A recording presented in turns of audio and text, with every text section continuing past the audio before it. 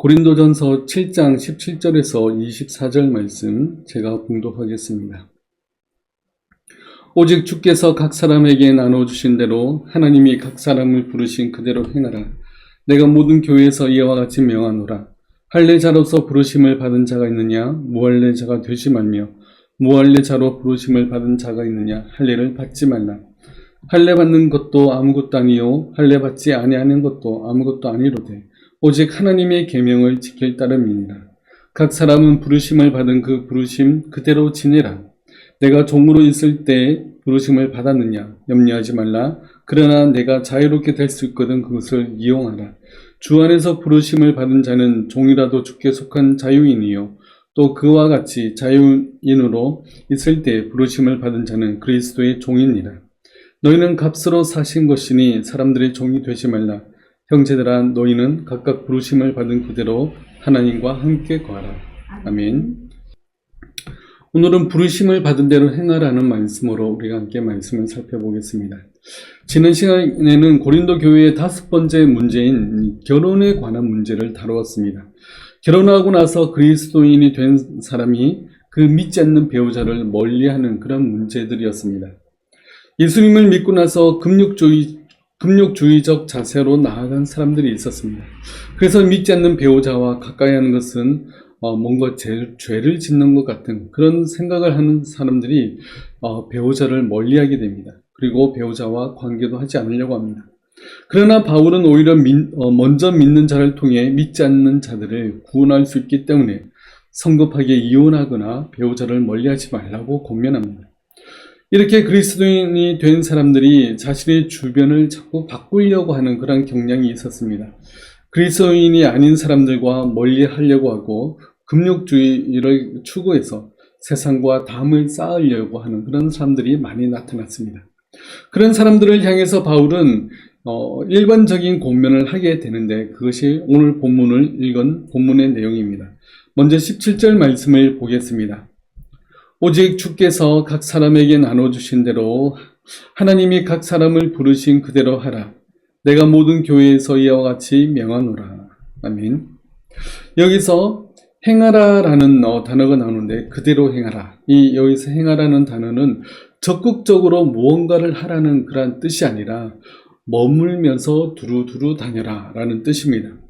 우리가 어떤 한 장소에 머물면서 또 평상시의 삶을 위해서 두루두루 다니는 그런 모습들을 생각해 볼 수 있는데 그것은 바로 우리의 평상시 사는 삶의 모습입니다. 그래서 원어의 뜻은 유지하라, 생활하라 그런 단어입니다. 그래서 그대로 행하라는 지금까지 살아왔던 대로 그 삶을 유지하라, 지금까지의 삶을 계속 살아가라 그런 뜻입니다. 뭔가 특별한 변화를 만들지 말고 그 삶을 유지하며 살아가라는 내용이 바로 이 내용인 것입니다. 그런데 짧은 오늘 본문에서 각 사람을 부르신 그대로 행하라 이 구절이 3번이나 나옵니다. 방금 읽은 17절에 나오고 그 다음에 20절에 나옵니다. 20절 말씀을 보면 각 사람은 부르심을 받은 그 부르심 그대로 지내라. 그리고 그 다음에 24절에 나오는데 24절 말씀을 보겠습니다. 형제들아, 너희는 각각 부르심을 받은 그대로 하나님과 함께 거하라. 아멘. 이렇게 이 짧은 본문에 3번이나 부르심 그대로 하나님과 함께 거하라, 부르심 그대로 가라 라고 나와 있습니다. 여기서도 그대로 행하라는 그 내용이 그대로 지내라, 그대로 거하라 라는 단어로 나타납니다. 그래서 그대로 행하라는 것은 지금까지의 삶을 그대로 지키면서 지내라는 뜻입니다. 지금까지 살아왔던 방식 그대로 살아가라는 뜻입니다. 오늘 짧은 본문에서 이 구절을 3번이나 반복했다는 것은 그만큼 이 내용을 강조하기 위한 것입니다. 지난주에 살펴봤던 결혼의 문제들에 있어서 이제 그리스도인이 되었기 때문에 믿지 않는 배우자를 죄악시하고 또 불결하게 생각해서 이혼하거나 또 배우자와 관계를 맺지 않는 그런 삶을 살지 말라는 그런 경고인 것입니다.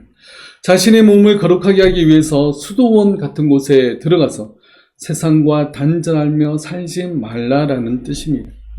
예수님의 제자들은 예수님이 부르실 때 생계를 위한 모든 일들을 다 그대로 버려두고 주님을 따랐습니다. 예수님을 따른다는 삶이 다 그런 삶이 아닙니다. 예수님의 제자들은 특별한 그런 케이스였습니다. 일반적인 모습은 바울이 말하는 지금의 모습인 것입니다. 살아오던 삶을 바꾸려 한다든지 지금까지의 삶을 버리고 새로운 삶을 사는 것이 아니라 현재 살고 있는 모습 그대로 살아가라는 그런 뜻입니다. 내가 하던 일, 내가 생활하던 모습 그대로 살아가라는 것입니다. 내가 예수님을 믿어 그리스도인이 되었다고 내 주변의 상황을 다 바꿔야 되는 것이 아니라 내 삶 그대로 살면서 하나님과 함께 거하는 삶을 살라는 그런 뜻입니다. 만약 예수님 믿기 전의 삶이 죄악의 발을 담근 그러한 삶이었다면 그 죄악된 삶은 버려야 될 것입니다. 하나님이 싫어하시는 일이며 성경에서 그 많은 일을 하고 있었다면 그런 일들은 바꾸든지 이제는 서서히 변화시켜 나가야 됩니다. 내 생활 태도에서도 잘못된 삶의 모습을 우리가 발견할 때가 있습니다. 그렇다면 그런 모습들을 바꿔 나가도록 우리는 힘써야 됩니다.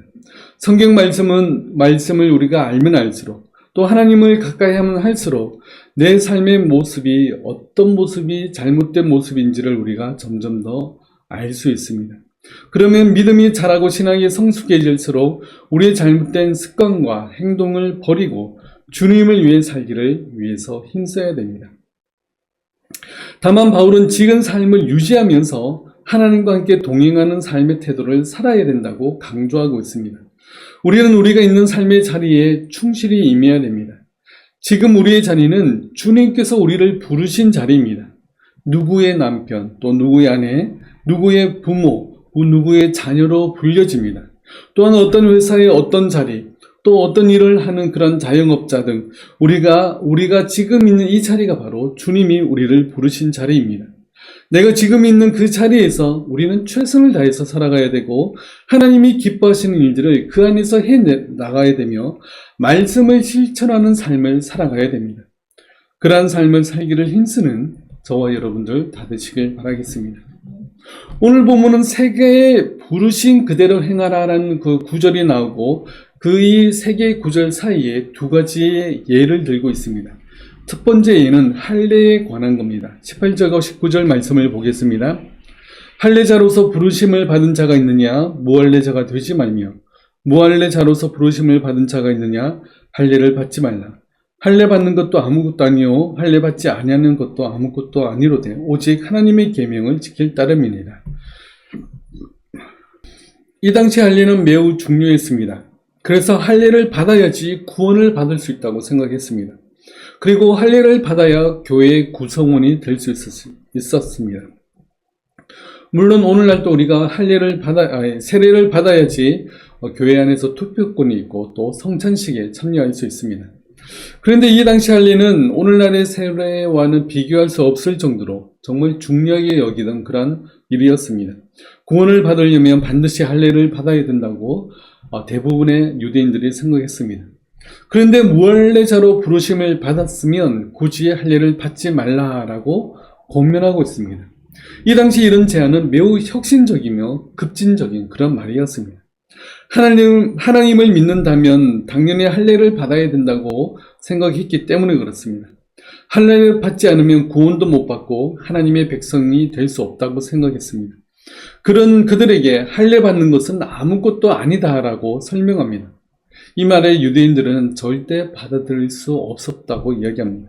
사도행전 15장에는 그 할례의 문제를 다루고 있는데 잠시 살펴보겠습니다. 사도행전 15장 1절과 2절 말씀에 이렇게 말씀합니다. 어떤 사람들이 유대로부터 내려와서 형제들을 가르치되 너희가 모세의 법대로 할례를 받지 아니하면 능히 구원을 받지 못하리라 하니 바울 및 바나바와 그들 사이에 적지 아니한 다툼과 변론이 일어난지라. 형제들이 이 문제에 대하여 바울과 바나바와 및 그 중에 몇 사람을 예루살렘에 있는 사도와 장로들에게 보내기로 작정하니라. 아멘. 어떤 유대인들이 그리스도인이 된 사람들을 가르치고 있는데 모세의 법대로 할례를 받지 아니하면 구원을 받지 못한다고 가르치고 있습니다. 그래서 바울과 몇 사람을 그들에게 보내서 이 일을 중지합니다. 그러면서 그들에게 하는 변증이 9절부터 나옵니다. 믿음으로 그들의 마음을 깨끗이 하사 그들이나 우리나 차별하지 아니하셨느니라. 그런데 지금 너희가 어찌하여 하나님을 시험하여 우리 조상과 우리도 능히 매지 못하던 멍에를 제자들의 목에 두려느냐. 그러나 우리는 그들이 우리와 동일하게 주 예수의 은혜로 구원받는 줄을 믿노라 하니라. 아멘. 예루살렘 교회에서 파송받은 바울과 몇몇 사람들은 분명하게 이야기를 하고 있습니다. 이제는 주 예수의 은혜로 구원을 받는다. 그런데 왜 그들에게 멍에를 메어서 그들로 하여금 절망하게 만드느냐? 이방인들도 우리와 동일하게 주 예수 그리스도의 은혜로 말미암아 구원을 받는다라고 강조하며 말하고 있습니다. 바울과 또 다른 사도들은 구원의 방법과 원리에 대해서 명확했습니다. 오직 예수 그리스도를 믿음으로 말미암아 구원을 받습니다. 예수님께서 십자가에서 죽으심으로 말미암아 우리의 모든 죄를 사하신 그 은혜로 말미암아 우리는 구원을 받습니다. 절대 할례나 세례를 받아야 구원받는 것이 아닙니다. 내가 어떤 일을 행함으로 말미암아 우리가 구원을 받는 것이 아닙니다. 오직 예수 그리스도를 믿음으로 말미암아 구원을 받습니다. 주 예수 그리스도의 은혜로 구원받는 이 진리는 예수님이 승천하신 후 사도들에 의해서 그 개념이 명확하게 정리되었습니다. 그게 2000년 전의 일입니다. 이 진리는 변하지 않으며 지금까지도 이어지고 있습니다. 지금도 우리는 신약 시대를 살아가고 있으며 종말의 시대를 살아가고 있습니다. 앞으로 그 어떤 일이 일어난다 할지라도 이 진리는 변하지 않습니다. 그런데도 사람들은 행위를 강조하려고 합니다. 이 구원에 있어서, 나의 구원에 있어서 내가 뭔가 조금이라도 역할을 하고 싶어 합니다. 그래서 선행을 강조하고 의로운 일을 강조합니다.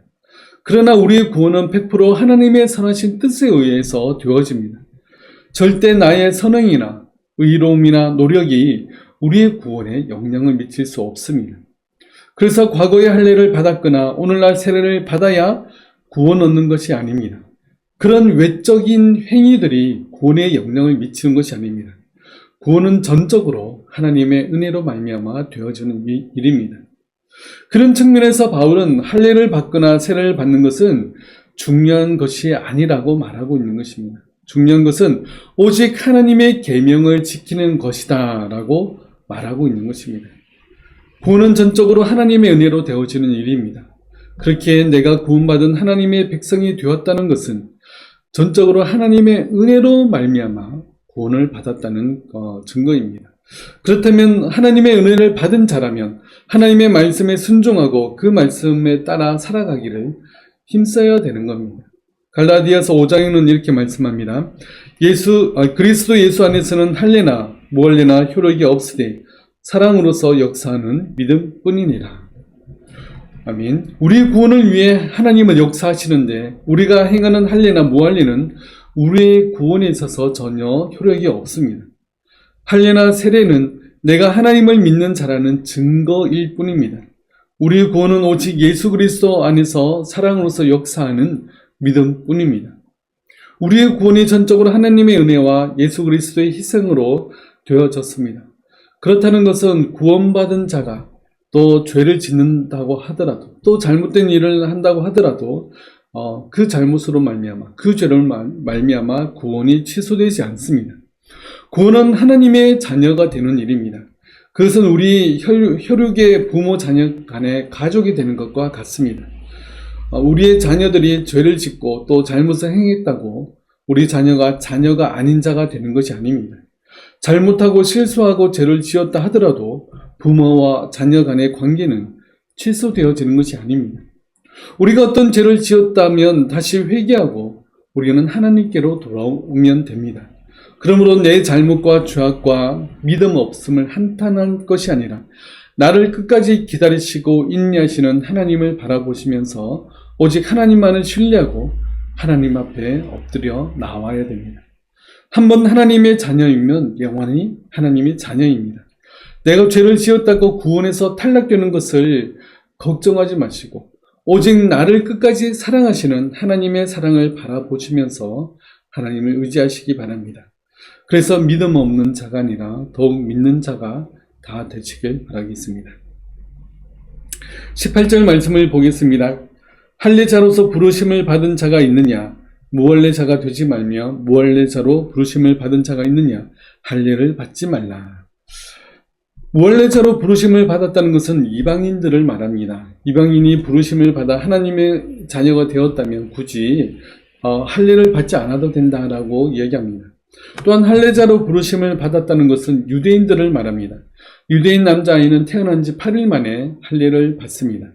그런데 할례자로 부르심을 받은 자가 무할례자가 되는 경우가 있습니다. 그것은 할례받은 자가 이 당시에는 대중목욕탕이 이제 유행하게 되었는데 대중목욕탕 같은 곳에서 가면 할례로 인해서 자신이 유대인이라는 것이 눈에 띄게 됩니다. 자신이 유대인이라는 것을 감추기 위해서 에피스페즘이라는 수술을 하게 되는데 이는 음경의 끝을 포피로 다시 덮는 그런 수술입니다. 자신을 유대인이라고 나타내기 싫어하는 사람들이 행했던 그런 수술입니다. 그런데 바울은 그런 수술을 굳이 할 필요가 없다고 이야기합니다. 구원은 전적으로 하나님의 은혜로 되어지는 일이기 때문에 할례 받은 것을 굳이 다시 없앨 필요는 없다라고 이야기하고 있습니다. 그러면서 중요한 것은 부르심을 받은 곳에서 그대로 행하라는 겁니다. 내가 있는 위치에서 나의 부르심을 다시금 확인하고 그 부르심에 합당한 삶을 살아가야 됩니다. 그것이 중요한 것입니다. 그리고 바울은 두 번째로 예를 드는데 그것은 노예 제도입니다. 21절과 22절 말씀을 보겠습니다. 내가 종으로 있을 때 부르심을 받았느냐 염려하지 말라. 그러나 내가 자유롭게 될 수 있거든 그것을 이용하라. 주 안에서 부르심을 받은 자는 종이라도 주께 속한 자유인이요. 또 그와 같이 자유인으로 있을 때 부르심을 받은 자는 그리스도의 종이니라. 아멘. 이 당시에는 노예 제도가 있었습니다. 바로 노예 상태, 즉 종으로 있을 때 부르심을 받았다고 해서 염려하지 말라라고 권면합니다. 종이어도 그리스도인이 되는데 크게 걸림돌이 되지 않는다고 설명합니다. 그러나 바울은 여기에서 첨언을 하기를 자유롭게 될 수 있으면 그것을 이용하라라고 권합니다. 왜냐하면 종으로 있으면 믿음과 신앙생활에 제약이 있기 때문에 그렇습니다. 자신의 육체가 매이기 때문에 자유롭게 신앙생활을 할 수가 없습니다. 그런데 자유인이 될 수 있는데도 불구하고 어떤 사람의 종이 되기를 원하는 사람들이 이 당시에는 있었습니다. 자유인이 되면 세금도 내야 되고 책임감이 따르기 때문에 종으로 있기를 원하는 사람들이 있었습니다. 또 어떤 헬라인들은 로마 시민이 될 목적으로 로마 집안의 종이 되기로 선택한 사람들도 있었습니다. 바울은 자유롭게 될 수 있으면 그 자유를 이용하라, 자유롭게 되라고 권면을 합니다. 그러나 중요한 것은 우리가 그리스도의 종이라는 사실입니다. 23절 말씀을 보겠습니다. 너희는 값으로 사신 것이니 사람들의 종이 되지 말라. 우리는 예수 그리스도의 피값으로 사신 바 되었습니다. 그렇다면 나의 주인은 예수 그리스도이십니다. 그러니 일부러 사람들의 종이 되지 말라라고 권면을 하고 있는 겁니다. 사람들의 종이 되면 주일에 예배 드리기 위해서 교회에 출석하는 것이 쉽지 않습니다. 마음대로 신앙생활 하기가 어렵습니다. 주인이 기독교를 싫어한다면 그의 종이 교회에 나가는 것을 허락하지 않을 가능성이 굉장히 높습니다. 그래서 사람들의 종이 되지 말라고 권면하고 있습니다. 오늘날 또 사람들의 종이 되어 신앙생활을 하기 어려운 형편에 놓인 그런 여러 직업들이 많이 있습니다. 특히 주일에도 출근해야 해서 예배 드리기 어려운 분들이 간혹 있습니다. 서울에서 이제 부목사로 사역할 때 어떤 성도님은 주일에 새벽 예배 드려줄 수 있냐라고 이렇게 말씀하시는 분들이 있었습니다. 아침에 출근해야 되는데 주일이라 새벽 예배라도 드리고 싶다는 그런 성도님들이 있었습니다. 이처럼 주일에도 일을 해야 하는 일에 매여 있으면 주일 예배를 드리기가 어렵습니다. 그렇다고 무조건 일을 그만두라고 말하기도 어렵습니다. 오늘 본문에서 바울이 권한 것처럼 각각 부르심을 받은 그대로 행하라고 말해줄 수밖에 없을 것 같습니다. 자신이 믿음의 분량이 된다면 직업을 바꾸고 주일에 쉴 수 있는 일을 찾기도 합니다. 그런데 믿음의 분량이 되지 않는 사람들에게 무조건 직장을 바꾸고 직업을 바꾸라고 하는 것은 무리가 됩니다. 중요한 것은 지금 있는 곳이 어떤 곳이든 간에 하나님이 부르신 자리라는 것을 생각하고 부르심을 받은 그 자리에서 최선을 다해야 되는 것입니다. 세 번에 반복되는 각각 부르심을 받은 그대로 행하라에서 마지막 24절에는 추가되는 내용이 있습니다. 24절을 보겠습니다. 형제들아 너희는 각각 부르심을 받은 그대로 하나님과 함께 거하라. 아멘. 각각 부르심을 받은 그대로 행하되 하나님과 함께 거하라 라고 권면하고 있습니다. 하나님과 함께 거한다는 것은 하나님을 의지하고 그 말씀에 순종하며 따라가는 삶을 말합니다.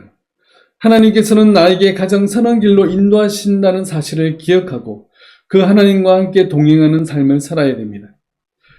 다윗이 고백했던 시편 23편의 내용도 이와 같습니다. 시편 23편 말씀을 보겠습니다. 여호와는 나의 목자시니 내게 부족함이 없으리로다. 그가 나를 푸른 풀밭에 누이시며 쉴 만한 물가로 인도하시는도다. 내 영혼을 소생시키시고 자기 이름을 위하여 의의 길로 인도하시는도다. 내가 사망의 음침한 골짜기로 다닐지라도 해를 두려워하지 않을 것은 주께서 나와 함께 하심이라. 주의 지팡이와 막대기가 나를 안위하시나이다. 아멘. 하나님께서는 나의 목자가 되어 주셔서 나를 푸른 풀밭과 쉴 만한 물가로 인도하시는 그런 신실한 분이심을 믿고 우리가 하나님을 따라가야 됩니다. 또한 나를 의의 길로 인도해 주시는 분이십니다. 내가 사망의 음침한 골짜기를 다닐지라도 나와 함께 해주시면서 나를 안위해 주시기에 두려워하지 않을 믿음을 우리는 가질 수가 있습니다. 하나님이 항상 나와 함께 하시며 나의 발걸음을 인도해 주시는 분으로 믿고 신뢰하는 그러한 삶입니다. 우리가 어떤 위치에 있든지 무슨 직업으로 살고 있든지 내가 있는 그 위치, 바로 하나님께서 나를 부르신 그 부르심을 받은 그 자리에서 우리는 하나님과 함께 거하기를 힘써야 됩니다. 언제나 신실하신 하나님께서는 나를 버리지 아니하시며 잊지 않으신다는 사실을 믿고 우리는 하나님과 동행해야 됩니다. 나에게 어떤 일이 벌어져도 나를 꼭 붙잡아 주시면서 나를 품에 안으시고 나를 반석 위에 두실 그 하나님을 신뢰하며 나아가시기 바랍니다. 나에게 일어나는 모든 것을 다 아시는 주님께서 나를 다시 붙들어 주실 것이며 다시 일으켜 세워 주실 것입니다. 그러므로 두려워하지 말고 신실하신 하나님만을 붙들고 나아가는 저와 여러분들 다 되시길 바라겠습니다. 기도하겠습니다. 우리의 삶의 소망이 되시며 또 우리의 모든 삶의 인도자가 되시는 그 하나님을 따라 우리가 믿음의 삶을 살아갈 수 있도록 도와주시옵소서. 지금 있는 위치가 하나님이 나를 부르신 그 자리라는 사실을 기억하고 부르심을 받은 그 자리에서 우리가 그대로 행하며 또 하나님과 동행하며 하나님이 기뻐하시는 일들을 감당해내는 저희들 될 수 있도록 도와주옵소서. 그러하여 우리가 새로운 뭔가를 하는 것이 아니라 그 자리에서 그대로 행하면서 말씀을 따라 살아가는 삶을 나타내는 저희들 다 될 수 있도록 도와주시옵소서. 지금은 십자가 위에서 우리의 모든 죄를 위해서 피 흘려 죽으신 주 예수 그리스도의 은혜와 우리를 사랑하시되 끝까지 사랑하시는 하나님의 사랑하심과 성령님의 함께하심과 위로하심이 오직 우리의 삶의 자리에서 그대로 행하며 말씀 따라 살기를 소원하는 우리 모든 성도들 머리 위에 지금부터 영원토록 함께하실지어다. 아멘.